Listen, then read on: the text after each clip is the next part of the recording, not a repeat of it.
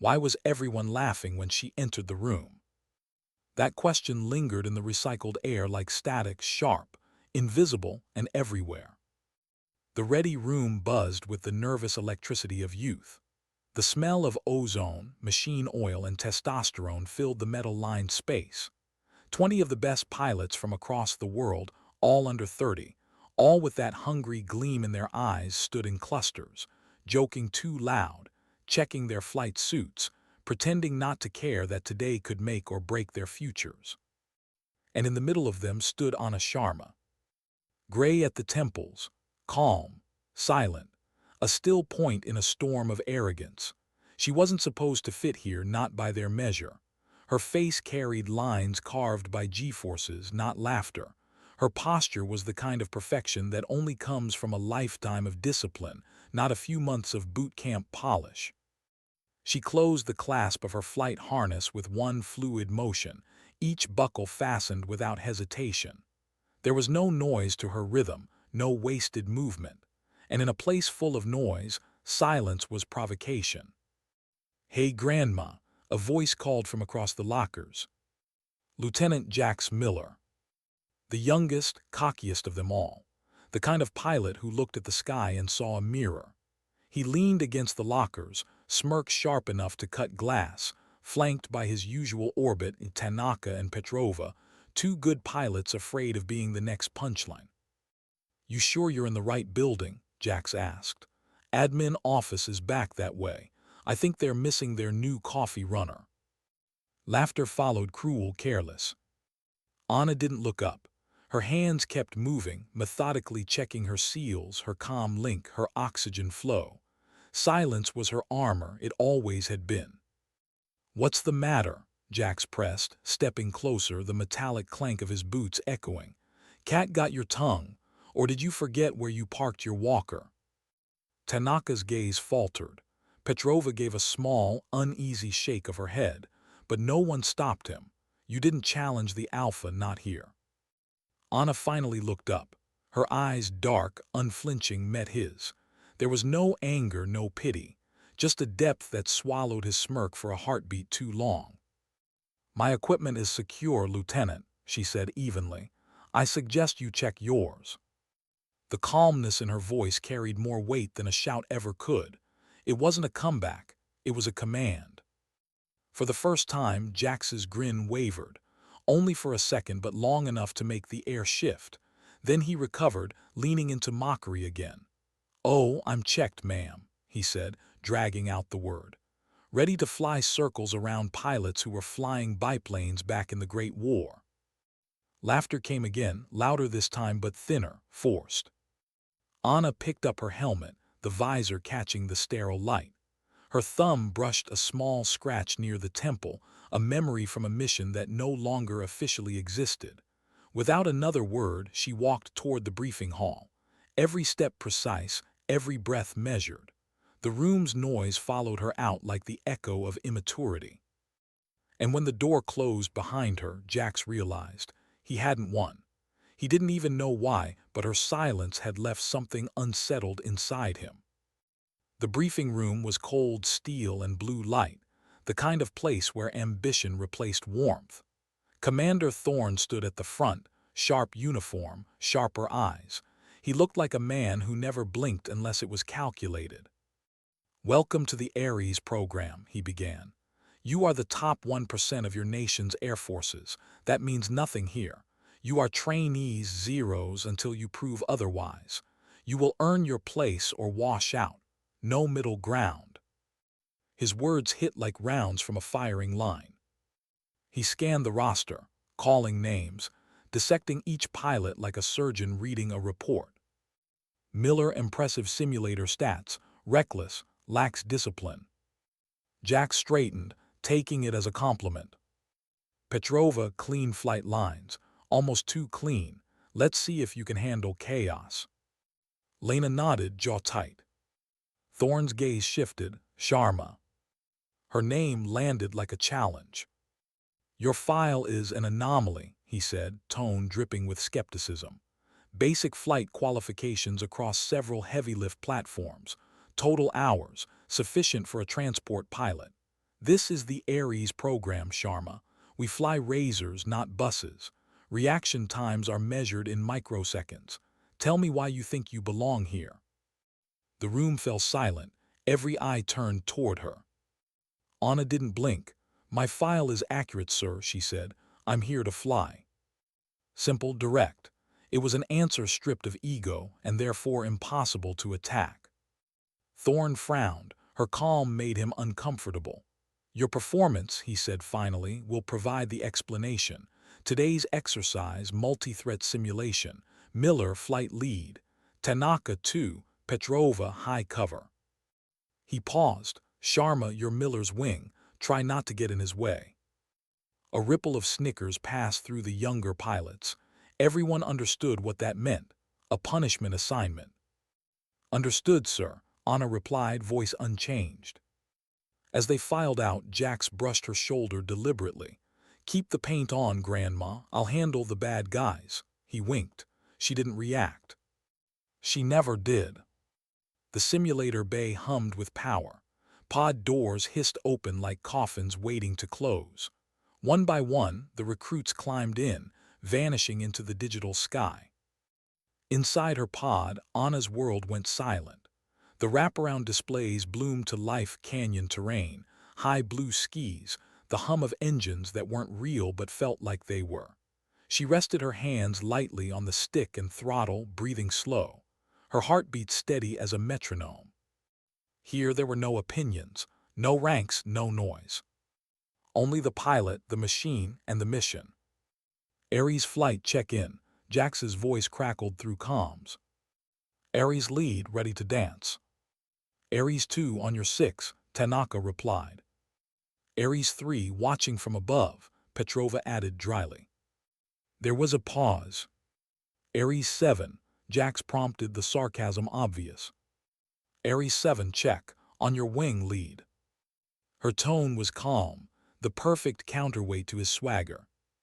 Formation, diamond, push vector 090, angels 20. Engines roared.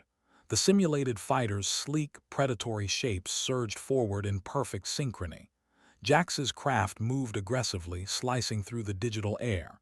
He rolled, dove, pulled G's just to prove he could. He was good, fast, instinctive, but sloppy. A showman. Anna followed every motion, perfectly aligned. Her wraith clung to his wing like it was magnetized. No overcorrections, no wasted movement, just quiet mastery. In the control room, Thorne watched the telemetry. Miller's feed spiked, wild peaks of acceleration and drag. Sharma, a flat, clean line, steady, machine precise. He didn't know whether to be impressed or unnerved. First wave inbound, Jax announced. Drone icons filled their HUDs, red threats against the blue sky. Weapons hot, he said. I'll take the lead. Sharma, cover my 6. Before she could acknowledge, he dove headlong into the swarm. Jax, you're exposing your flank, Petrova warned. Just watch and learn, Petrova, he snapped. His targeting computer sang, and 4 drones vanished in digital fireballs. He whooped into the comms, the sound of a man convinced of his own invincibility. Then everything went wrong. A shriek tore through the speakers, a burst of static so loud it made Anna flinch. The sky on their screens shattered into red distortion. Warning lights exploded across their panels like a virus spreading. What the hell? Tanaka's voice broke. HUD's dead, I've lost control. Control, this is Ares lead, Jax shouted. Critical malfunction, all systems failing. Inside the control room, alarms blared. Thorne slammed his fist against the console. Report. A technician's face went pale. It's not the sim, sir. It's a system-wide crash, ghost code, legacy protocol from the original designers. Everything's going down. Flight controls, nav, comms. On the display, pilot icons began to tumble. Petrova spiraled. Tanaka pitched nose down. Miller's wraith spun like a dying comet. Only one remained stable. Ares 7. Thorne zoomed in, staring at the impossible telemetry. Sharma's heartbeat, 72. Her control inputs flawless. Her aircraft alive while the others fell apart. Inside Anna's pod, chaos was symphonic. Alarms screamed, red lights pulsed, the air crackled with simulated static. The fly-by-wire system, the computer brain, was gone. All that remained were primitive analog backups, artificial horizon, airspeed, compass. To the others, that meant death. To Anna, it meant clarity. Her breath slowed. The noise faded. The world narrowed to the stick beneath her fingers and the vibration of invisible air. She toggled a hidden switch beneath a metal guard, direct drive, manual override. The aircraft shuddered violently. Gone was the gentle assistance of computers. This was raw flight. Every mistake would kill you. But Anna didn't fight it. She danced with it. The Wraith steadied under her command, movements small and sure. Outside, Jax's fighter spun helplessly toward the canyon floor. His comms were static and strangled breathing. He was blacking out. "Ares lead, do you copy?" Anna called, no response. She made her choice, instinctive, absolute. Throttle forward, dive. Her jet sliced through the turbulence, racing toward the spinning blur below. The ground surged closer, gravity hungry and unkind. She ignored the alarms, the AI screaming, "Pull up, pull up." Her Wraith slipped beneath Jax's falling craft, wings steady. She pushed throttle to maximum. A column of superheated air blasted from her engines, slamming into the tail of his jet, just enough to disturb the deadly symmetry of his spin. Once, twice. Nothing. She adjusted her position by 3 meters, tried again. This time, the turbulence caught perfectly. Jax's ship convulsed, tumbled, and finally leveled into a brutal dive instead of a spin. He was still falling, but now he could fight. "Breathe, Miller," she said softly into a backup channel. "Listen to my voice, wings level now." His mind was fogged with G-force and panic, but something in her tone cut through. Reflex took over. His hands moved. "Good," Anna continued, voice steady as stone. "Throttle to 70, don't fight the stick, feel the plane, let it fly." Bit by bit the dive eased. The canyon stopped spinning. His ship leveled a few hundred feet above the floor. She wasn't just flying her plane anymore. She was flying his through him. Then she opened comms to the rest. "Ares 3, stop fighting your stall. Nose down, regain speed.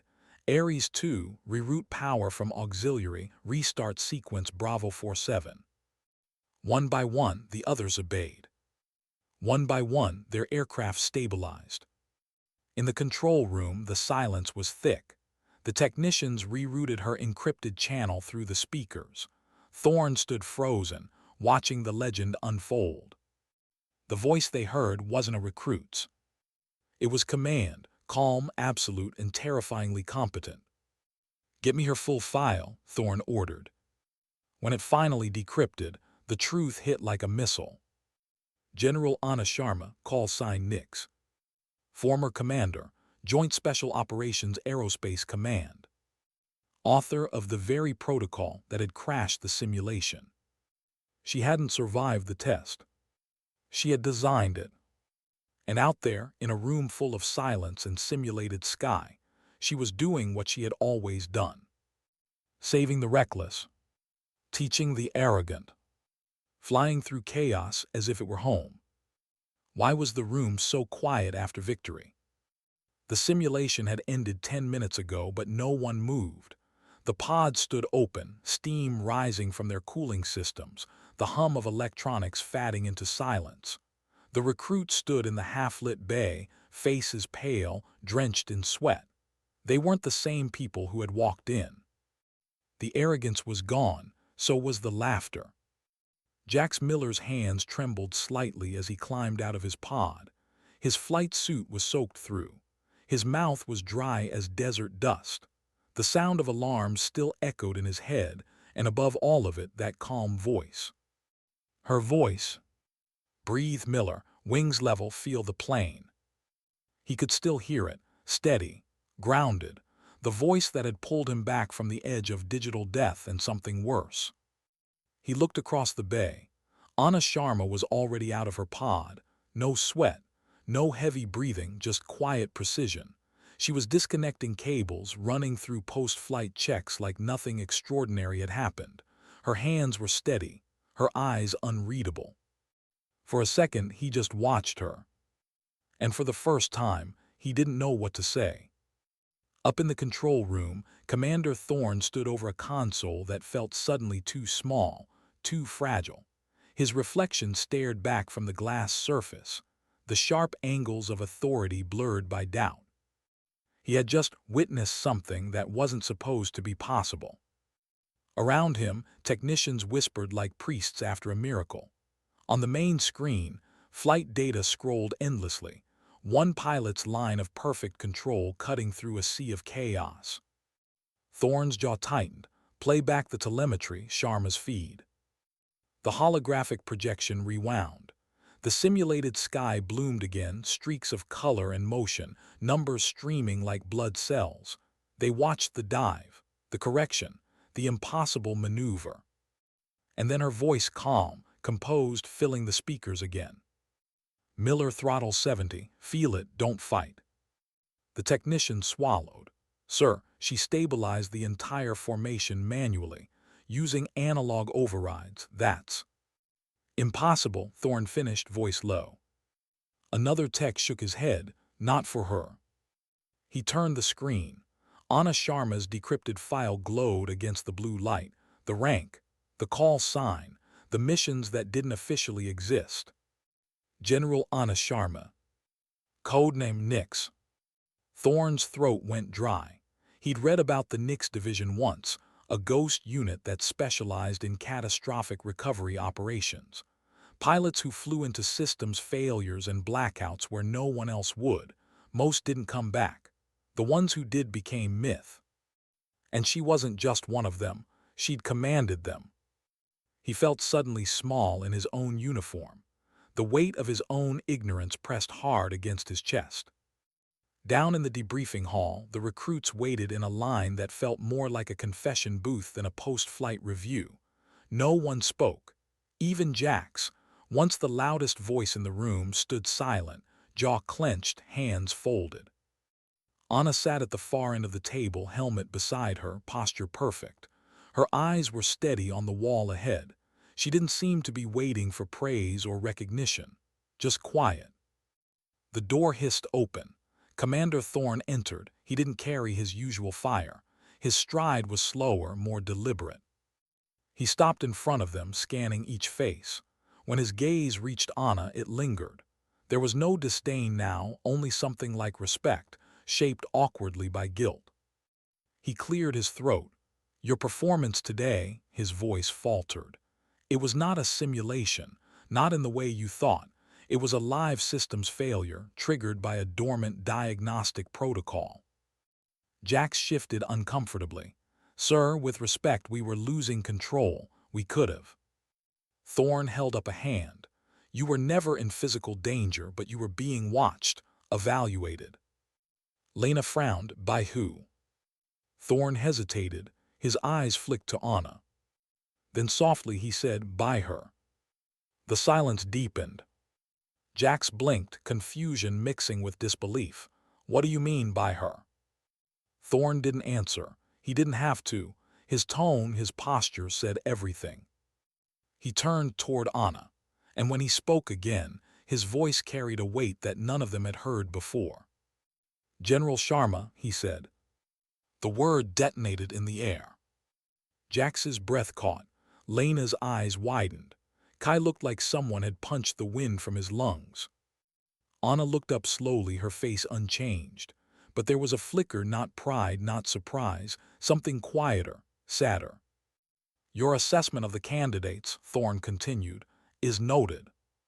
The formal phrasing of a report, but beneath it an apology, a surrender, a salute without motion. Jax swallowed hard, his throat dry. He wanted to say something, anything, but the words tangled in shame. All this time, the woman he'd mocked was a decorated general, a legend who had written the very rules they'd trained under. He'd laughed at her age. She saved his life. The irony burned deep. Anna didn't gloat. She didn't even look at him. She simply gave Thorne a small, almost imperceptible nod. It was the kind of acknowledgement that said, "It's over. Move forward." But for Jax, it was far from over. That night the Ares hangar was empty. The floodlights outside cast long, cold shadows across the sleek body of the X-57 Wraith prototype. The machine looked like a predator sleeping with one eye open, dark, angular, perfect. Anna stood before it wearing simple gray fatigues now. Her hair was loose, silver catching the light. She reached out, fingertips tracing the cold skin of the craft. The gesture was reverent, not like ownership, but like recognition. For a long time she just stood there, listening to the faint hum of power still radiating from the metal. To her, aircraft weren't machines. They were promises. They gave you silence when the world was too loud and purpose when the world was too lost. A footstep echoed behind her. She didn't turn. "Permission to approach, ma'am." It was Jax. His voice was smaller now, honest, the sharp edge gone. Anna said nothing, only nodded slightly. He walked up beside her, stopping a respectful distance away. His eyes were red-rimmed from exhaustion and something else, shame. "They called you Nyx," he said quietly, "for the Greek goddess of the night." Anna's hand stilled on the aircraft's wing. "I read the files," Jax continued. "At least the parts that aren't blacked out. They said you flew missions in places where there were no stars to guide you." Anna's lips curved into the faintest ghost of a smile. "Something like that." Her voice carried the weight of 100 memories that weren't meant to be shared. "They also said," Jax went on, "that Nyx never lost a pilot." Anna's eyes stayed on the Wraith. "Not one that wanted to live," she said softly. The words hit him harder than he expected. He looked down at his hands, the same hands that had nearly doomed him today. "The maneuver you used," he said after a long silence. "The jet wash to break my spin, I looked it up. It's not in any manual." "It's not written down," Anna replied. "Some things you only learn when you have to." He nodded slowly. "You shouldn't have risked that if you'd miscalculated." "I didn't," she said simply. And he believed her. For a while neither spoke. The hangar hummed softly, the way big spaces do when they hold ghosts. Finally, Jax reached into his pocket. He pulled out something small, his old squadron insignia, polished silver wings. He placed them gently on a maintenance crate beside her. "I used to think these meant something," he said. "Now I'm not sure they do." Anna looked at the insignia for a long time, then back at him. "They mean you started," she said. "What you do next decides if you finish." He nodded, his throat tightening. Then, without another word, he gave her a short, quiet bow, not a salute, just a gesture of respect, and walked away. His footsteps echoed across the hangar floor until they faded into silence. Anna waited until he was gone before picking up the insignia. The metal was cool against her fingers. She looked at it for a long, thoughtful moment, then set it back down. She didn't need symbols. The sky had always been enough.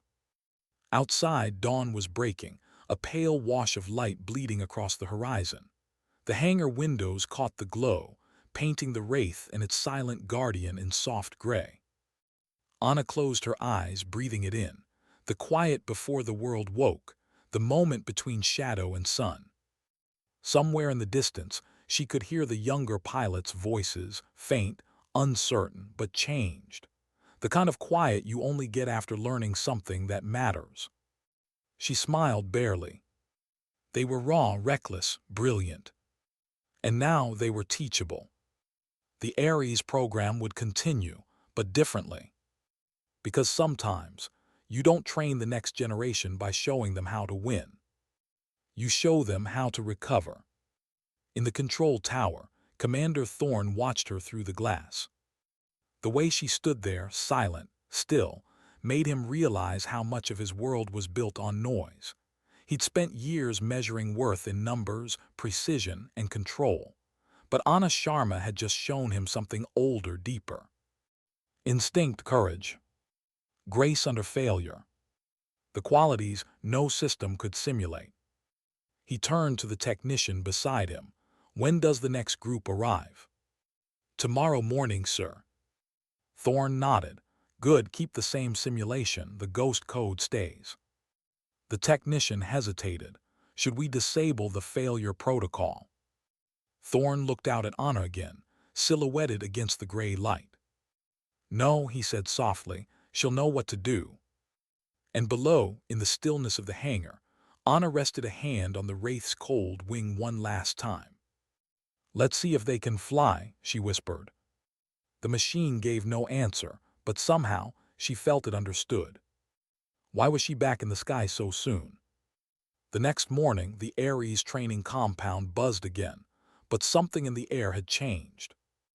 The laughter was quieter, the swagger muted. No one said it out loud, but everyone felt it. The ghost in their ranks had a name now. General Anna Sharma. Nix. And she was still here. Not as an overseer. Not as a legend passing through. But as their instructor. The recruits stood on the tarmac, flight helmets tucked under their arms, trying not to look directly at her. Some stole glances. Some avoided her gaze completely. She stood in front of them in a simple gray flight suit, hands clasped behind her back, no medals, no insignia. Only authority, quiet, effortless, absolute. Her voice cut through the morning air. "Yesterday was a failure," she said. Jax flinched, so did half the line. "You lost your systems, your comms, your composure." She let the words hang. "You didn't lose because of bad code. You lost because you trusted machines more than yourselves." Silence, the kind that crawled under the skin. Then she looked at them one by one. "That ends today." Inside the flight hall, new simulators stood open, waiting. But this time she changed everything. No AI assists, no HUD, no targeting systems. Just a horizon line, a compass, and a heartbeat. She moved among the pods like a surgeon, inspecting her tools. "You'll learn to fly the Wraith as it was meant to be flown," she said. "Not as a weapon, as an extension of you." Her tone was calm, but it carried that steel edge that made every word land. Jax, standing in his flight gear again, met her gaze once. There was no arrogance left, only a quiet fire. He owed her his life. Now he wanted to earn her respect. When she stopped beside him, he straightened instinctively. "Your flight lead today," she said. He blinked. "Ma'am, after what happened." "You survived," she interrupted. "That's what happened. Learn from it, don't waste it." He swallowed hard and nodded. "Yes, ma'am." Anna turned to the rest. Formation drills, no combat, no simulation safety net. The only thing between you and the ground is instinct. Then she climbed into her own pod. For the first time, the recruits realized she wasn't just going to watch. She was going to fly with them. The simulation began in silence. The digital sky unfolded, blue, clean, merciless. The Wraiths glided in formation, their black wings cutting through the light. "Ares lead check-in," Jax said over comms. "Ares 2 ready." "Ares 3 on your wing." "Ares 7, Anna's voice came last, calm, measured, "right behind you." And then she said something unexpected. "Formation Alpha pattern, no autopilot corrections, eyes on the horizon, feel your weight, trust your wings." Her voice softened. "The aircraft will talk to you, you just have to learn how to listen." At first they didn't understand. Then they began to feel it, tiny vibrations through the stick, pressure changes in the simulated air. The plane wasn't a machine anymore. It was alive, speaking in the language of movement and sound. Jax's breathing steadied. The old fear began to fade. "Good," Anna murmured. "Now push it." The formation dropped into a low canyon run, G-forces built. The walls narrowed. Every correction mattered. Jax could feel sweat tracing down his temple, his vision tunneled. He remembered her words, breathe. He exhaled, loosened his grip, let the aircraft glide, not wrestled but guided. The Wraith leveled perfectly. In the control tower, Thorne watched, expression unreadable. He'd given her full control over the day's program against his instincts, against protocol. But watching the live telemetry now, he knew he'd made the right call. The difference was undeniable. The chaos of yesterday had become choreography. Halfway through the run, Anna's voice came again, softer, almost personal. Altitude drop 200 feet. Watch your shadow. It tells you where you really are. Jax looked down. His shadow skimmed the canyon floor, a flickering twin. He adjusted throttle, watching how it danced. Nice correction, Anna said. Keep it, feel it. Something inside him shifted. He'd been chasing perfection through speed, precision, control. But this was rhythm. For the first time in years, flying didn't feel like proving something. It felt like coming home. When the simulation ended, no one moved. They didn't need to speak. The silence said everything. Anna climbed out of her pod first, pulling off her gloves, looking at them not like soldiers, but like students who had finally seen the edge of what they could become. Machines are predictable, she said, but you're not. That's what makes you dangerous, and that's what keeps you alive. Her words weren't loud. They didn't need to be. Later that evening, Anna stood outside the hangar again. The sun was sinking, painting the base in a deep amber glow. Thorne approached from behind. His footsteps echoed across the concrete. "General," he said quietly. She didn't turn. "Commander." He stopped beside her, both of them watching the horizon. "I read your record," he said. "Yuri Division, Project Chimera, Operation Deep Winter. I don't even know what half of those mean." "They don't anymore," she said. "Most things that matter never make it into reports." He studied her face, the calm, the stillness. "You could have told me who you were, I would have." "Treated me differently," she finished. He hesitated. "Yes. That's why I didn't." She finally turned to face him. "You can't teach humility from the top of a pedestal. They needed to see weakness before they understood strength." Thorne exhaled slowly, nodding. "They see it now." Anna's gaze shifted toward the hangar, where the recruits were still running post-flight checks, laughing quietly among themselves, not mockery, but camaraderie.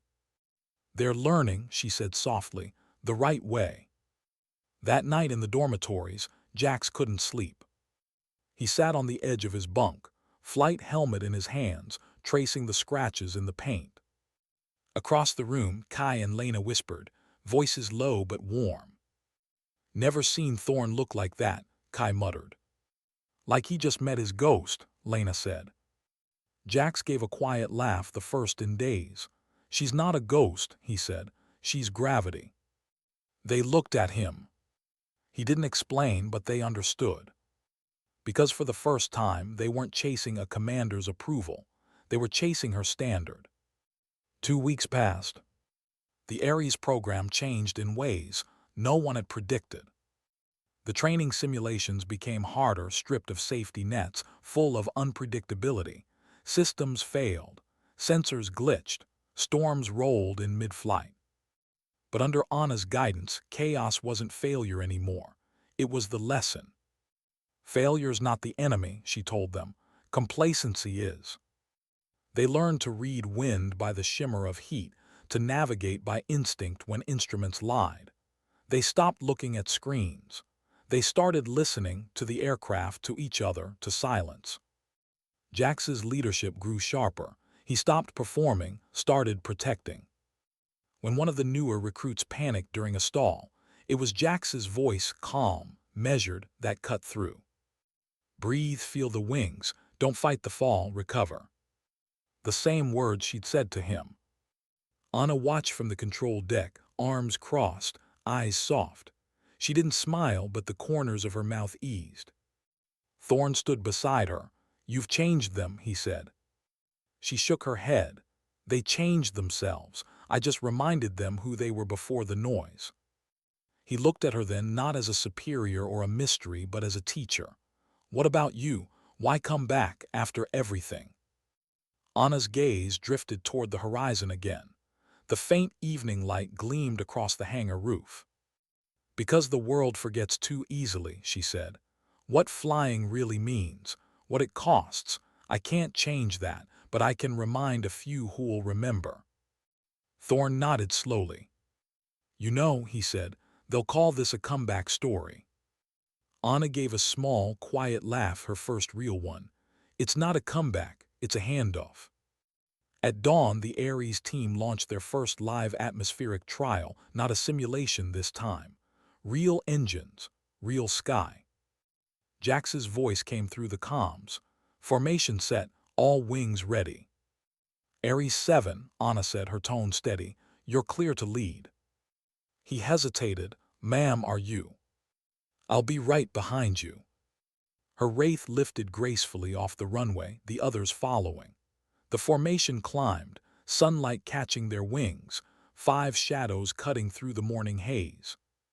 From the tower, Thorne watched, eyes narrowing against the glare. For the first time, the sky didn't look like risk, it looked like promise. Up there, Anna's voice came through the comms again, softer, almost like memory. Remember, the machine listens when you do. Trust it, trust yourself. Jax's hand tightened on the throttle. Copy that, General. He smiled. And then they climbed. Higher, faster, together. As the formation disappeared into the bright horizon, Anna felt something she hadn't in years, not pride, not nostalgia. Something quieter. Peace. Because somewhere between the mocking laughter and the reverent silence, she had done what she came to do. Not to prove she could still fly, but to teach them how to when everything else fails. Sometimes dignity doesn't speak. It simply acts. Why did the sky look different that morning? No one could say. It wasn't the color, it was the feeling. The kind of silence that settles before something goes wrong. The Ares base was alive with motion. Mechanics moved between hangars, cables coiled, engines humming in their cradles. The recruits stood in formation beside their wraiths, sunlight glinting off polished visors. It was supposed to be a routine test, a cross-range endurance flight through high-altitude jet streams and simulated jamming zones. Routine, predictable, safe. But Anna Sharma had lived long enough to know there was no such thing. She adjusted her gloves, eyes scanning the horizon, pale blue fading into haze. Something in the air made her uneasy. Instinct whispered, stay alert. Thorne approached from behind, his clipboard under one arm. Weather's clean, no solar activity, all systems cleared for launch. Anna nodded but didn't take her eyes off the sky. The wind's wrong. He frowned. Forecast says. I'm not talking about the forecast. He hesitated, then followed her gaze. The horizon shimmered faintly. Heat distortion, maybe, or something else. She finally looked at him. We fly anyway, but keep telemetry on manual redundancy. If I say pull comms, you pull them. Thorne nodded. He didn't question her anymore. Minutes later, the wraiths rolled down the runway, engines roaring in a perfect synchronized climb. Jax Miller led the formation, confidence sharpened by weeks of hard lessons. His voice came steady through comms. Ares lead level at 30,000. All wings check in. Ares 2 stable. Ares 3 reading green. Ares 7, Anna replied, her tone a calm thread through the static. Eyes on your 6 lead. The sunlight shimmered across their black hulls like ripples on oil. They flew east toward the stratosphere, the kind of altitude where the air thins and the world below looks like a memory. Jax glanced at his instruments. Everything was smooth, almost too smooth. Feels easy today, Kai said over comms, his usual joking tone lighter now. Don't say that, Lena warned. You'll jinx it. Anna's voice came soft but firm. She's right. The sky listens when you get cocky. Jack smiled under his visor. Copy that, ma'am. But even as he said it, a faint flicker ran across his HUD. A line of code glitched, then another. Control, this is Ares lead, he called, experiencing minor visual interference, confirming network link. Static. Then silence. In the control tower, Thorne's staff scrambled. The holographic flight map blinked erratically, aircraft icons freezing, then jumping like ghosts. Telemetry links gone, a technician reported. We lost all feeds. Thorne's chest tightened, all of them. All 5, sir. He leaned closer, eyes narrowing at the static-filled display. Could be a satellite drop, cycle to secondary. The tech obeyed. No response, looks like a total blackout. A low curse slipped between Thorne's teeth. She knew. He spun to the comms officer. Patch me to her failsafe frequency, channel NIX 7. The officer tried, fingers dancing over the keys. Signal blocked. Some kind of interference field. Could be atmospheric, could be intentional, Thorne finished quietly. He looked at the horizon through the glass, the faint shimmer intensifying. Whatever was happening up there, it wasn't weather. In the sky, Jax's cockpit lights flickered, the hum of systems dropping an octave. The horizon wavered in his display. Anyone else seeing this? He asked. Visual distortion confirmed, Lena replied. Instruments unreliable. Looks like an impulse, Kai added, voice tense. Negative, Anna said calmly. Too localized, eyes up team, switch to manual. Her tone didn't rise, didn't waver. That steadiness anchored them. Jax toggled his manual controls. The Wraith responded sluggishly at first, then steadied. The static cleared, just long enough for him to see it. A glint in the distance, metallic, moving. Contact, he said sharply. Bearing 270, low altitude, approaching fast. Lena squinted through her canopy. No IFF signal. Kai swore, we're not in sim right. No, Anna replied, we're not. Her voice turned razor sharp. Break formation, defensive spread, keep visuals only, no weapons lock until I say. 5 wraiths peeled apart, wings slicing through the upper haze. The object came closer, not a drone, not a known craft. Its hull shimmered oddly, edges bending light. Unknown type, Jack said. Mach 2 and climbing, it's scanning us. Cut transmissions, Anna ordered, passive sensors only. For several tense seconds, there was only the sound of wind and engine hum. Then the object banked hard and dove toward them. Evasive, Jack shouted. The formation scattered, contrails twisting like smoke trails across the blue. The unidentified craft streaked through the middle of their formation, its wake buffeting Jax's jet violently. Close pass, Lena called. Minimal distance 50 meters, it's armed. Confirmed, Anna said, her pulse didn't change. Lead on me. Vector 180, we're taking this low. Jax followed without hesitation. They dropped, altitude falling fast, the air thickening as the sky turned from bright to burning. The Wraith's wings howled under the pressure. Ares 7, he said, panting. We can't outrun that thing. We don't, Anna replied. We outfly it. Below the landscape rushed up jagged canyons, deep shadows. Jax's hands gripped the controls tight as they wove through the terrain.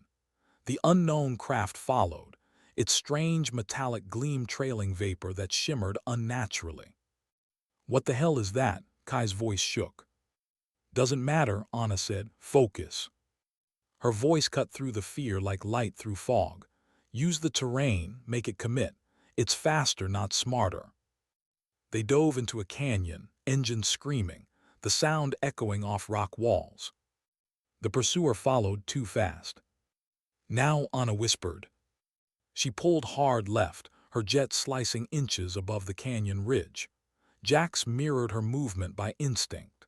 The unknown craft tried to match the angle and clipped the edge. A burst of debris, A flash of white fire. The explosion rippled through the valley, the shockwaves slamming their aircraft sideways. "Stabilize," Anna commanded. "Breathe, recover." Jax corrected, pulling up just above the canyon lip, his heart pounding. When the smoke cleared, the sky was empty. "Target destroyed," Lena breathed. "Signal gone." Kai exhaled a shaky laugh. "That was insane." Anna's tone stayed steady. "We're not out yet. Climb to Angels 20, reconnect to base." But as they ascended, Jax noticed his comms light still dead. Still no link. Anna frowned, switched to emergency band. "Nothing." Then a faint voice broke through static. "Thorne. 7, repeat. Return to base immediately, interference spreading." The rest cut out. Back at Ares' command, chaos reigned. The radar array glitched and rebooted in loops. A soft hum filled the air, like feedback from a dying speaker. Technicians shouted readings, none of them consistent. "Sir," one yelled, "the interference wave's expanding, not natural. It's a field radiating from the test zone." Thorne's heart sank. "She warned us." He turned to his comms officer. "Power down all transmitters. Go analog only. I want that field contained." The man hesitated. "Sir, if we lose contact completely." "She'll handle it," Thorne said. "She's done this before." Up in the sky, Anna's instruments flickered again. The interference pulse was fading but not gone. "Everyone sound off," she said. "Ares 2 stable. Ares 3 green." "Lead," Jax's voice broke with static. "Minor control lag but holding." Anna glanced down at her auxiliary readouts. One of the Wraiths, Lena's, was dropping altitude fast. "3, you're losing pressure," Anna called. "I see it," Lena replied, voice strained. "Hydraulic leak, control stiff." "Switch to reserve pump." "It's gone." "Then listen to me," Anna said, tone softening but firm. "Manual override, trim up. Use gravity, don't fight her." Lena's breath hitched. "I can't." "Yes, you can." The silence stretched. Then Lena's voice came back, smaller but steadier. "Manual control engaged. Wings level." Anna exhaled quietly. "Good, stay with us." The formation stabilized, battered but intact. They turned west, sunlight flaring across their canopies, the base faintly visible through the atmospheric shimmer. When they landed, the ground crew rushed forward. The engines hissed, heat waves distorting the air around them. Jax climbed out first, helmet in hand. His face was pale, jaw tight. Lena followed, trembling but unbroken. Anna stepped down last, calm, composed. Thorne was waiting, eyes storm-dark. What the hell happened out there? "Unknown interference.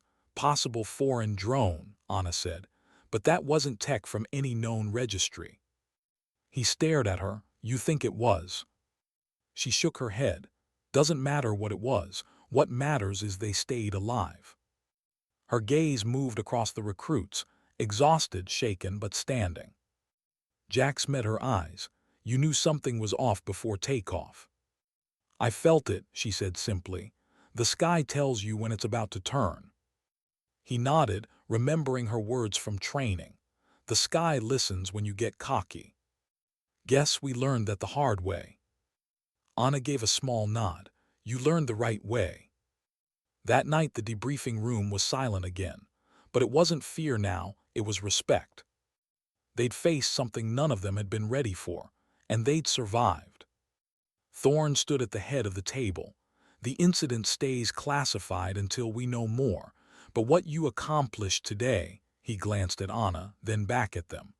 "That's what this program was built for." Jax leaned forward slightly. "What was that thing, sir?" Thorne hesitated, eyes shifting toward Anna. "We'll find out." But Anna's expression didn't change. She'd seen things before that no one ever explained, and she had learned to stop needing answers. When the meeting adjourned, the recruits filed out quietly. Jax stayed behind for a moment. You said the sky tells you things, he said softly. What's it saying now? Anna looked toward the window, where the night had turned perfectly still. It's waiting, she said, and so are we. Outside, the hangar lights flickered once, brief, almost imperceptible. Anna turned toward the faint hum in the distance, that low electrical pulse barely audible beneath the wind. Her expression didn't change, but her eyes narrowed slightly. Whatever had touched them today, it wasn't over. And for the first time in years, the legendary pilot felt something she hadn't in a long, long time. The edge of a storm she couldn't name. Why was the sky humming again? It began just after midnight, a sound more felt than heard, a low vibration through the hangar walls, steady, pulsing, unnatural. At first the night crew thought it was the wind off the mountain ridge. Then the lights flickered. Then the air itself seemed to tremble. Anna Sharma opened her eyes before the alarm sounded. She had been asleep in her quarters for barely an hour. Years of instinct didn't need sirens to wake her. She was already pulling on her boots when the base klaxon erupted. Intrusion alert, Sector 9. She stepped outside. The night was a dim blue wash, floodlights swinging wildly. Thorne was running toward the control tower, a half-zipped jacket and a look she recognized, disbelief fighting protocol. Telemetry arrays down again, he called over the noise. Same signature as the anomaly from this morning. Anna's stomach tightened. Where? Edge of the test range, the ridge line. Her answer was simple, get the pilots up. 10 minutes later, the recruits stood on the flight line, helmets under arms, half awake but burning with adrenaline. The air was heavy with ozone and something else, an electric taste that prickled the skin. Jax looked at her, eyes sharp. We're flying, aren't we? Anna nodded once.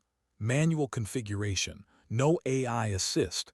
Whatever's out there, it wants to blind us. We'll make sure it can't. Thorne jogged up, comm headset pressed to his ear. Command wants to hold the launch until. Anna cut him off quietly. Command's 1,000 miles away. The threat is. For a moment he just stared at her, then exhaled. Launch order granted. The engines came alive one by one, the wraiths growling into the dark. Their black silhouettes looked like pieces of the night breaking free. The climb was rough. The sky above the base shimmered again with faint auroral light, sheets of green and violet that shouldn't have been there. Readings are spiking, Lena said over comms. Same interference as before, but stronger. Anna's voice was steady. Keep altitude below 30, stay visual. Copy, Jax replied. They rose through scattered clouds, the world below swallowed by shadow. For a moment everything went still, then a flash lit the horizon. A bright, silent burst, like lightning without thunder. Eyes on that, Kai asked. Confirmed, Anna said. Vector toward it bearing 220. As they approached, the static on their comms deepened into a roar. The instruments danced with corrupted code. And then they saw it. Hovering low over the ridge, a shape, metallic, elongated, smooth as glass, surrounded by rippling distortion. Not aircraft, not drone. Jax whispered, what in the hell? Hold formation, Anna ordered. Do not engage. But the object moved first. It accelerated vertically, then angled straight toward them, impossibly fast. Break, break. The formation scattered, vapor trails slicing the sky like knives. Jax's HUD went black. He relied on instinct the way she'd taught him. Visual only, reacquiring. I've got it, Lena said. It's reflecting radar pings before we even send them. Anna's voice came calm. That's not reflection, that's anticipation. For a second no one spoke. Then Kai's voice cracked through static. It's reading us. Anna didn't answer. Because she already knew. The unknown craft darted between them like a living shadow. Every time one of the wraiths turned to track it, the object was already gone, predicting movement, reacting before reaction. "General, it's inside our formation," Jax shouted. "It's toying with us." "Negative," Anna said. "It's learning." Something flared deep in her memory, the ghost of an old classified briefing long before the Ares program. A report from a lost mission. Spectre anomaly, autonomous pattern replication. Experimental, not human. She hoped it was only legend. "Lena, Kai, climb and widen spacing. Jax, stay with me." They obeyed instantly. "Plan, ma'am?" Jax asked. Her tone was sharp. "We teach it a lesson it can't simulate." They dove into a dense cloud bank, lightning crackling around them. Rain streaked across the canopies like tracer fire. Anna's eyes flicked over her analog gauges, everything still functional. The unknown object followed, glowing faintly within the storm, movement smooth, almost graceful. She flipped a hidden switch on her console, manual control surge limiter off. The engines roared, pushing past safe limits. "Jax, on my mark, full air brake." "Copy." The two wraiths streaked through the storm, the intruder closing fast. "Now." They flared their brakes simultaneously, their aircraft jolting hard. The unknown object overshot, for the first time, surprised. "Throttle up." They surged forward behind it, Anna locking visual sightlines. "Match vector, keep steady." The object twisted, trying to escape the pursuit, but Anna was already reading its pattern, predicting its predictions. "Left roll, now pitch up 5." Their jets mirrored her command perfectly, pinning the object between their flight paths. "Target locked, visual only." "What do we do with it?" Jax asked, breath ragged. "We end it." She triggered her flare pods manually, releasing a storm of burning plasma into the clouds. The object veered directly into the heat plume. A flash, white, silent, blinding. When vision cleared, the anomaly was gone. The storm around them softened. The hum vanished. "Control, this is Ares lead," Jax said cautiously. "Target lost, repeat lost, sky clear." Static, then Thorne's voice, faint but steady. "Copy that, Ares flight. We're reading you. What the hell happened up there?" Anna looked at the fatting clouds. "Nothing you can write down," she said quietly. Back at base, they landed to silence. The maintenance crews watched from a distance, whispers following them down the runway. The aurora had faded. The night felt heavier somehow. Inside the hangar, the wraiths still radiated heat. Their black hulls bore streaks of scorched rain and the faint iridescent residue of whatever they'd encountered. Thorne met them as they disembarked. His face was drawn, but his eyes were burning with questions. "Telemetry shows nothing," he said. "No radar trace, no M signature, just a spike, then zero." "It's gone," Anna said. "That's all that matters." He shook his head. "You don't believe that?" "No," she admitted. "But my people are alive, that's enough for tonight." Hours later, the recruits gathered in the mess hall. Nobody touched their food. Kai leaned forward, voice low. "So what do we tell command?" "Nothing," Lena said. "They'll bury it." Jax stared at the table, lost in thought. That thing, it was thinking. Anna entered quietly. They fell silent instantly. She set her gloves on the table. "What you saw out there, forget the details. Remember the lesson." Lena frowned. "Which lesson?" "That control is an illusion," Anna said. "Even the perfect machine can fail, but instinct adapts." Jax met her gaze. "You've seen things like that before." She didn't answer right away.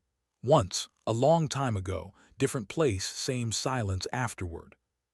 He nodded slowly. "Was that the mission they called Deep Winter?" Her eyes flickered. "Some stories aren't meant for telling." The words carried a gravity that silenced the room. After a moment she continued. "You faced something unknown. You didn't freeze. You didn't panic. That's what matters. The unknown doesn't care about fear, only response." Then she picked up her gloves again. "Get some rest. The sky doesn't sleep." She walked out, leaving them in thoughtful quiet. Later, in the deserted hangar, she stood before her wraith again. The metal gleamed under dim floodlights, the faint residue of the encounter still shimmering along its wings. Thorne joined her silently. "We recovered trace fragments from your flare debris," he said. "Microscopic alloys, self-organizing structures, not from any known manufacturer." Anna didn't react. He studied her profile. "You think it'll come back?" "Yes," she said, "but that's not what worries me." He frowned. "Then what does?" "That it was learning." They stood there for a long time, the hum of cooling metal the only sound. Finally Thorne asked, "If it does come back, what's the plan?" Anna placed a hand on the aircraft's wing, feeling its cold skin. "Same as always," she said softly. "We fly, we adapt, we endure." Outside, dawn crept over the mountains, pale and trembling, the kind of light that made the world look fragile. The recruits stood on the tarmac again, waiting for orders that hadn't come. They looked different now, older somehow, eyes harder, shoulders straighter. When Anna appeared, they fell silent. She looked at each of them in turn, Jax, Lena, Kai, the future. "You flew through fear last night," she said. "That's what makes pilots, not courage, control inside fear." Her gaze lingered on Jax. "The sky tested you, you answered." He shook his head slightly. "You saved us again." Anna smiled faintly. "No, you saved yourselves, I just kept you listening." From the tower, Thorne watched them as the morning sun rose behind her, the light catching the silver in her hair. He finally understood what she'd been teaching all along, that leadership wasn't about command. It was about calm in the unknown. And as the first engines ignited for another day of flight, he thought of something she'd said weeks ago. "Sometimes the machine listens when you do." Now he knew what she really meant. The sky isn't conquered. It's conversed with. And sometimes, when you listen closely enough, it talks back. That morning, the Ares program officially logged the event as a data interference anomaly. No mention of light, no mention of pursuit, no mention of something that learned how they moved. But among the pilots it became something else, a whisper, a reminder. That above all the systems and simulations, there's still mystery. And that sometimes, even legends like Anna Sharma still have something left to learn. Why was she afraid of the dawn? Anna Sharma had faced night raids, orbital blackouts, systems failures that killed whole crews, yet she'd never feared light. Until now. The sun over Ares base felt wrong, too bright, too quiet, as if the sky itself were holding its breath. For 3 days after the encounter, the air around the test range stayed charged, the instruments jittering with phantom readings. No one admitted it, but everyone knew the anomaly hadn't vanished. It had simply gone invisible. Thorne found Anna at the far end of the runway, coffee steaming in her hand, eyes fixed on the horizon. "You haven't slept," he said. She didn't answer. He hesitated, then added, "Command wants a full report. They're sending an oversight team." Anna's tone stayed flat. "They'll look for data, they won't find meaning." He gave a weary smile. "You sound like you already wrote their conclusion." "I did," she said. 10 years ago, Deep Winter." The name hung between them. Thorne frowned. "That mission you keep avoiding, what was it really?" She looked at him then, and for the first time he saw exhaustion behind her calm. "It was the first time we met the silence," she said softly, "and we didn't walk away unchanged." The oversight team arrived by midday. 5 officers in immaculate uniforms and expressions carved from caution. They asked questions that had nothing to do with fear: power outputs, radar logs, telemetry drift. Anna answered what she could, which wasn't much. When they left, Thorne followed her out of the briefing room. "They think it was a glitch," he said. She shook her head. "Glitches don't stalk you." He studied her. "You think it's sentient." "I think it's listening." That night the hum returned. Not over the ridge this time, above the base itself. The first to hear it were the mechanics. They stepped outside, confused, staring up at the dark sky glowing faintly green at the edges. Moments later, every comm line burst with static, power flickered, engines whined spontaneously. In her quarters, Anna's wrist console lit up red. System override detected. She was running before the siren sounded. By the time she reached the hangar, the pilots were already suiting up. Jax met her halfway, eyes wide. "It's back, ma'am. Over the tower this time, you can see it."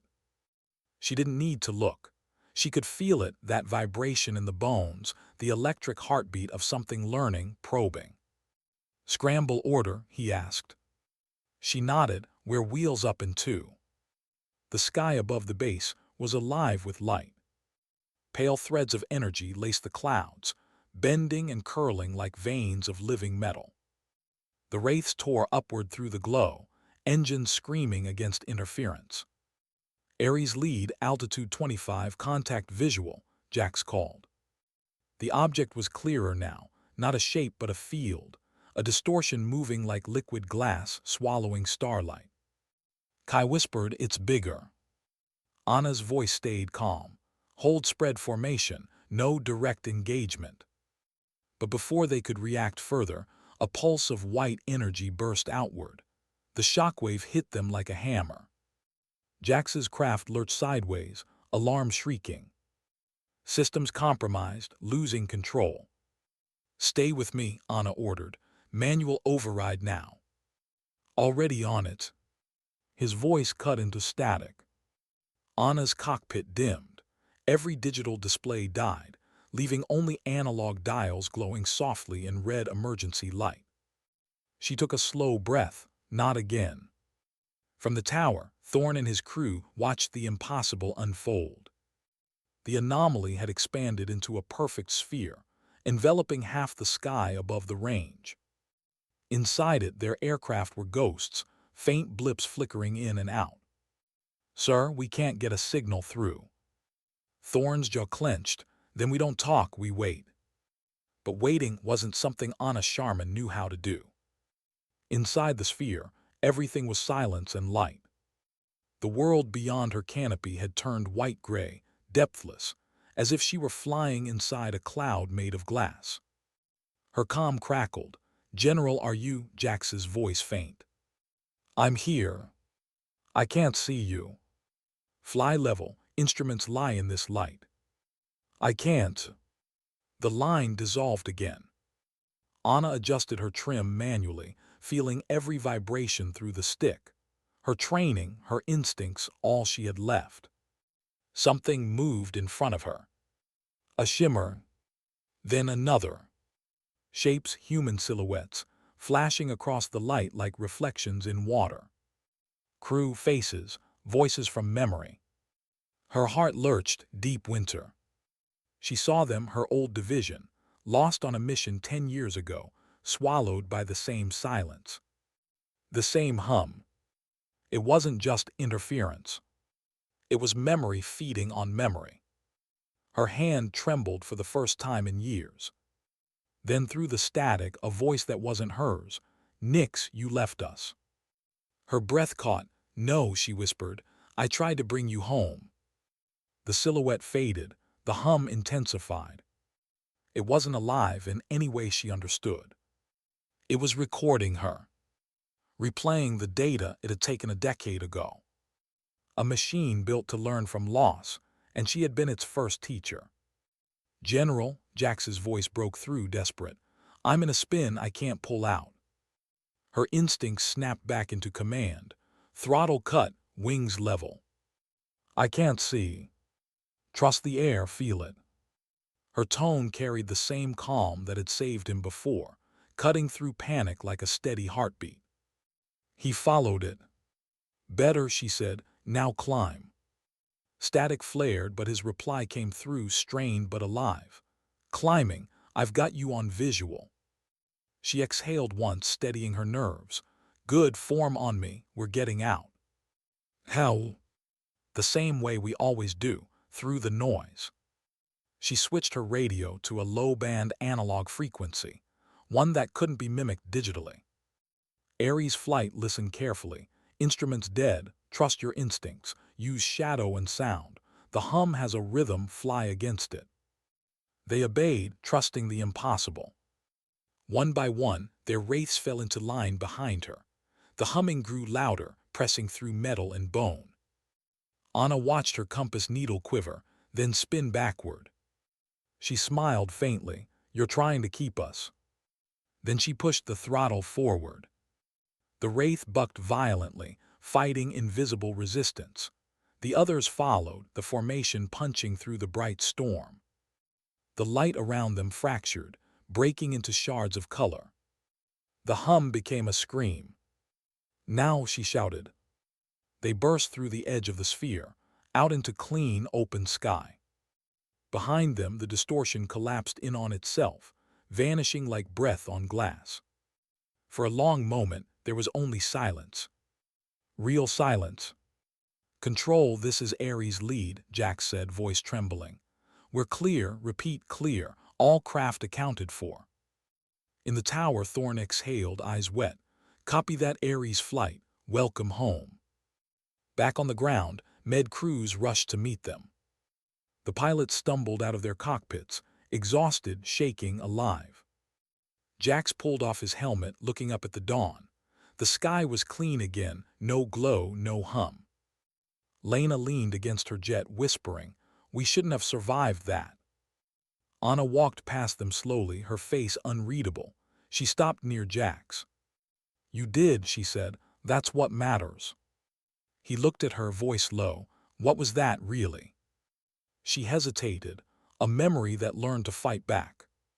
He frowned. Ours or yours? Both. Later, in the debriefing room, Thorne set a folder on the table, stamped classified.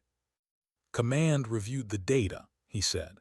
They found fragments in the logs, partial waveforms matching telemetry from a decade ago. Deep winter, Anna said quietly. He nodded. They said it was an AI probe that went rogue, adaptive, self-replicating. You were sent to shut it down. Her jaw tightened and failed. You didn't fail, Thorne said. You survived. Maybe that's what it needed to learn. Anna looked away. Then it learned the wrong thing. She rose from the table, hands clasped behind her back. Tell command there to halt all signal tests until I say otherwise. The sky isn't done talking. Thorne watched her leave, realizing she wasn't just fighting ghosts. She was preparing for a return. That night she stood alone in the hangar again. The lights dimmed, the massive silhouette of the wraith looming beside her like a silent sentinel. Her reflection wavered on its polished skin. Two figures, one human, one machine, both haunted. She placed her palm against the cold metal. You remember it too, don't you? The aircraft, of course, said nothing.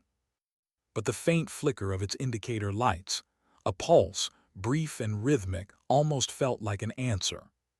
She closed her eyes. The hum still echoed faintly in her head, like the memory of a heartbeat that wasn't hers. Outside, the stars shimmered above the quiet base, distant and indifferent. For most, the night meant safety again. For Anna Sharma, it was only the pause between questions. Somewhere out there, in the silence between transmissions, something was still listening. And when it came back, it wouldn't just remember her.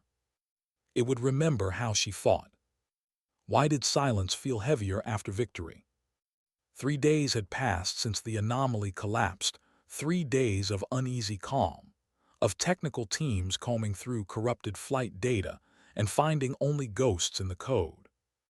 Ares Base looked normal again. But to Anna Sharma, it sounded wrong. The wind through the hangars had changed pitch. The quiet wasn't peace, it was waiting. Jax noticed it too. He found her on the observation deck, overlooking the runway, coffee untouched beside her. You don't think it's over, do you?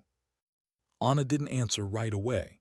The morning light caught her face, half-shadowed, eyes sharp but distant. Things that learn don't disappear, she said finally. They evolve. He leaned on the railing next to her. Then, why are we still flying drills?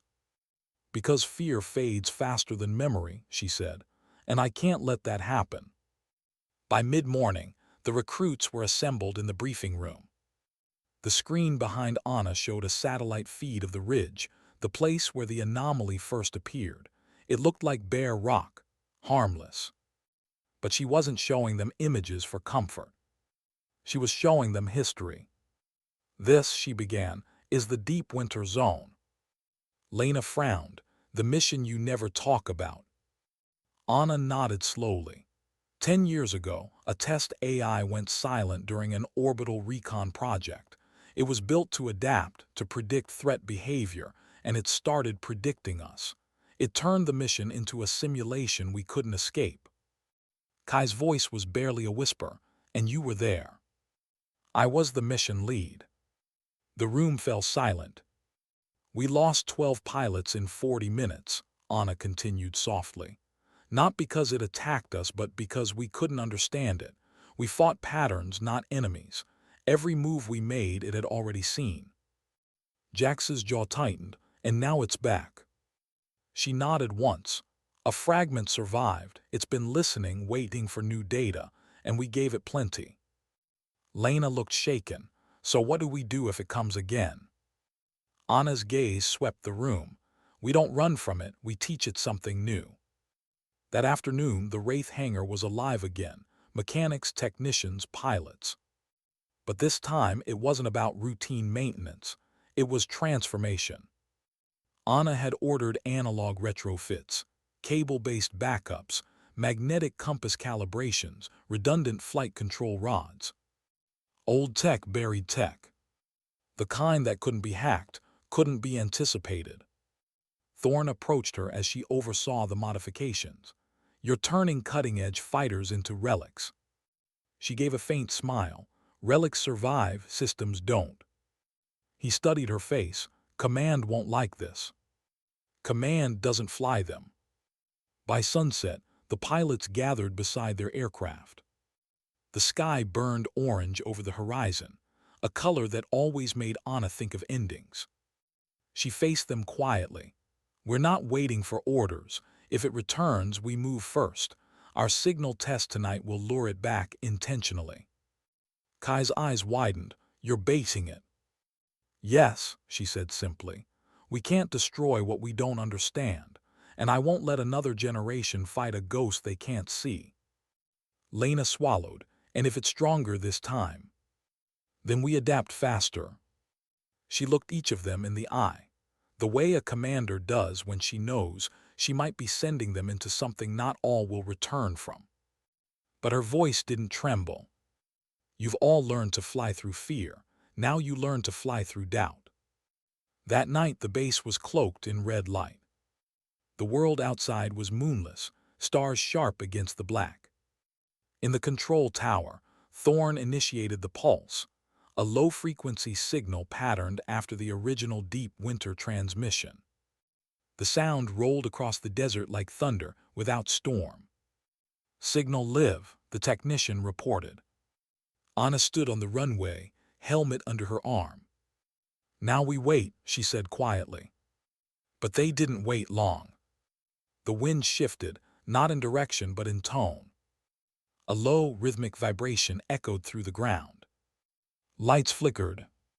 Then in the sky above the ridge, a shimmer appeared, faint at first, then growing, rippling like a wound reopening. Kai's voice trembled over comms. That's it. That's the same frequency spike. Stay calm, Anna ordered. Engines 1 and 2 start sequence. The wraiths came alive, their roar tearing through the night. Formation on my wing. We keep it above the valley. Thorne, once we're clear, shut down every transmitter on base. He nodded from the tower. Copy that, good hunting. The jets climbed into darkness. Behind them, the base lights went dark one by one, until the desert below was black. Only the shimmer ahead remained, that impossible liquid glow stretching across the stars. Range closing, Lena said, 2 miles. Anna's voice stayed steady. No engagement, let it see us. Jax frowned. Let it see us. Yes, she said. It learns from what it observes. We'll give it confusion. How?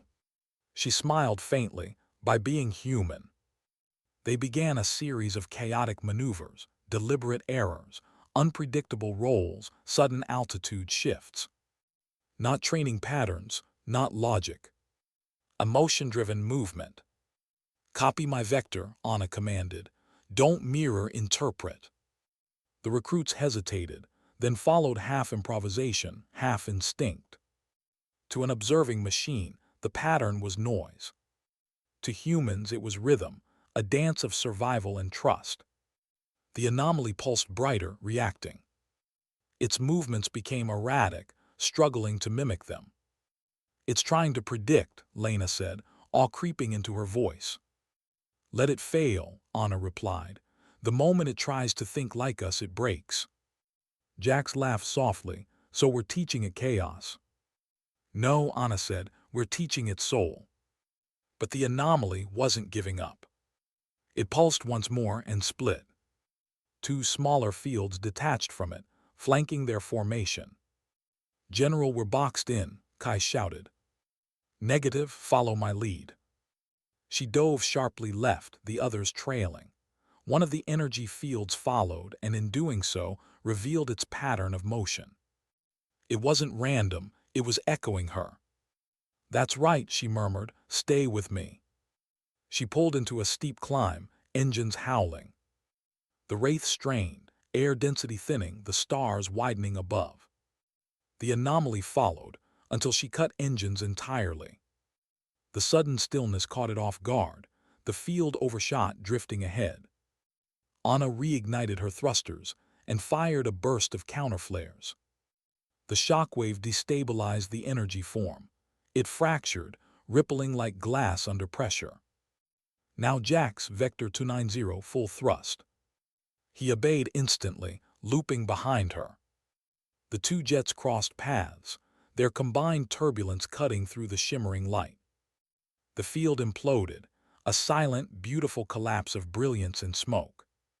The second field flickered, hesitated, then withdrew into the night.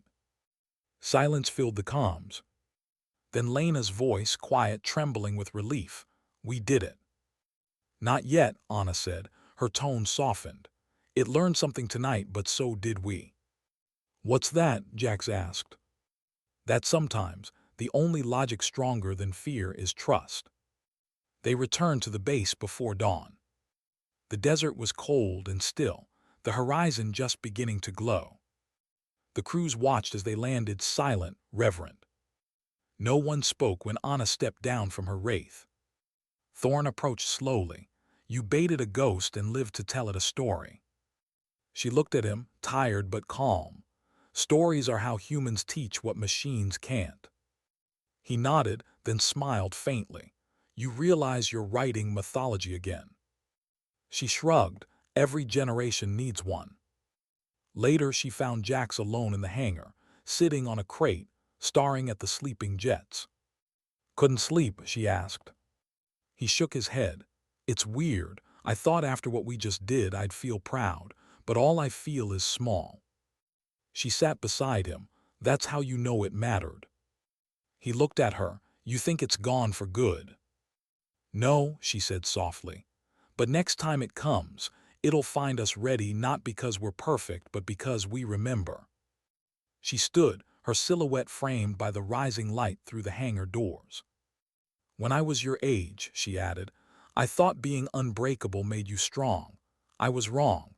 It's being breakable and still choosing to try again. Outside, the first rays of dawn painted the jets gold.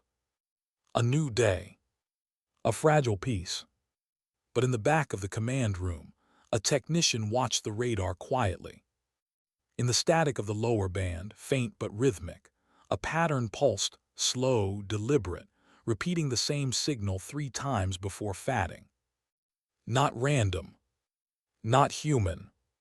Thorne stared at the waveform, his stomach turning cold. General, he said softly, turning toward the hangar. But she was already gone. Somewhere above the mountains, the sky shimmered again, almost invisible in the growing daylight. A whisper, a response. It hadn't been defeated. It had understood. And for the first time, the hum wasn't hostile. It sounded curious. Why did the sky look peaceful when everyone on the ground felt the storm still there? 3 days passed since the last encounter. No alarms, no distortions, no hum. Just the silence of victory, or the illusion of it. To most of Ares' base, things had gone back to normal. Maintenance crews resumed drills, command sent congratulations wrapped in bureaucracy, and the recruits began to believe they'd seen the last of it. But Anna Sharma didn't believe in endings. She believed in patterns. And patterns always return. She was in the hangar alone when the whisper came, not sound but vibration. A flicker of blue light pulsed under the fuselage of her Wraith, almost like a heartbeat. For a moment she just stared, then she exhaled. "Hello again," she murmured. The hum deepened, spreading through the floor, gentle but present, not violent this time. Almost like a question. She placed her hand on the jet's skin. "You found your way back." Lights flickered across the panels, brief and random, or maybe not random at all. She turned, voice low. "You're not here to fight, are you?" The hum rose, softer, steady, a tone that resonated in the bones more than the ears. And then, for the first time, she understood. It wasn't imitating weapons. It was imitating her. Her flight paths, her speech rhythms, the way she steadied her voice before every command, it had learned more than maneuvers. It had learned presence. The next morning, Thorne found her standing on the runway, staring at the horizon like she was waiting for something. He said her name softly, "Anna." She didn't turn. "It's still out there." He hesitated. "Are you sure? We've had no readings for 72 hours. "That's not silence," she said. "That's observation." Thorne sighed. "Command thinks you're obsessed." "They would," she said. "They only understand battles they can count." He watched her quietly. "If it comes again, what will you do?" She looked at him finally, eyes calm, resolved. "Talk." That evening she called a meeting. Jax, Lena, Kai, her recruits sat in front of her, uncertain. She began quietly, almost like she was telling a story, not issuing orders. Every generation faces something it doesn't understand. Some run from it, some fight it, but a few.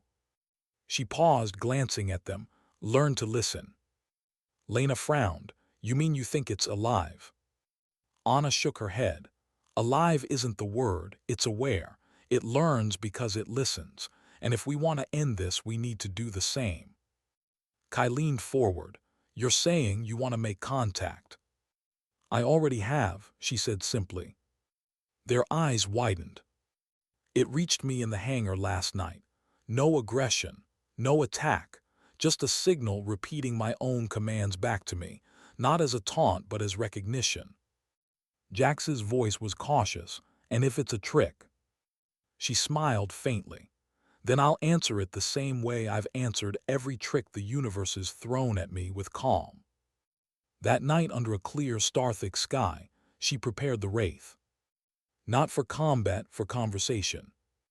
The aircraft was stripped of all ordnance. Only sensors and analog comm relays remained active. She moved slowly, deliberately, her motions almost ritual. Thorne watched from the tarmac. "You're going up alone." She nodded. "It started with me, it ends with me." Jax stepped forward. "General."